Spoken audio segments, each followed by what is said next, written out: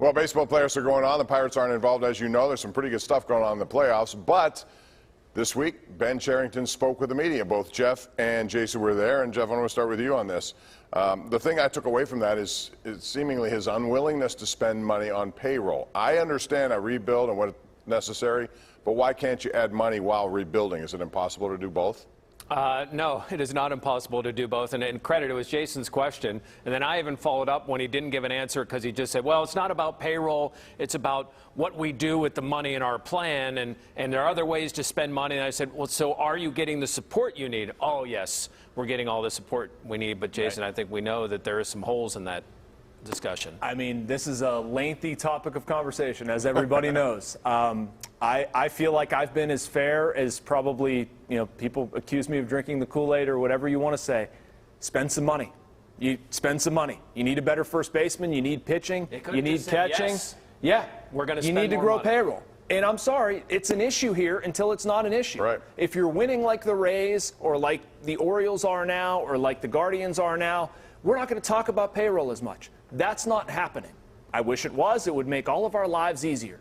That's not happening right now. So you need to up the payroll a little bit. And, I mean, it's been year, 4 of this, something like that. Fans don't have the patience for it. They want to see a major league team on the field. They're paying major league prices. They deserve to see Major League Baseball. That's going to upset some people in the Pirates front office, but, I mean, that's not illogical. No, and it's doable.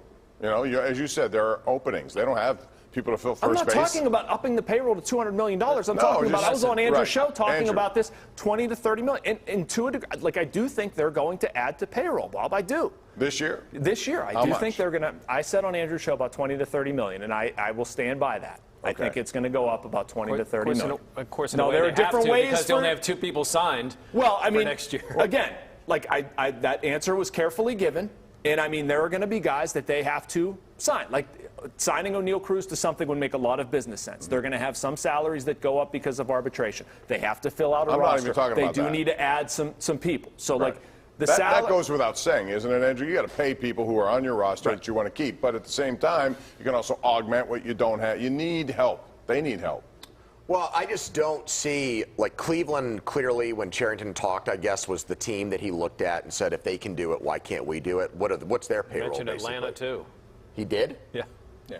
I mean, there are different elements of all of these teams that they do well that the Pirates need to do well. I mean, you could look at the Dodgers and say something they do well. But the point I want to make here is that these low payroll success stories, whether it's Tampa or it's Cleveland, and in Cleveland it's the manager. In Tampa Bay, you just trust the front office to make the right moves. I don't think we have either one of those two things here. Well, no one knows if the manager can do his job because of the players he's been given. He has 0 track record whatsoever. Cherington is only one with a big market team.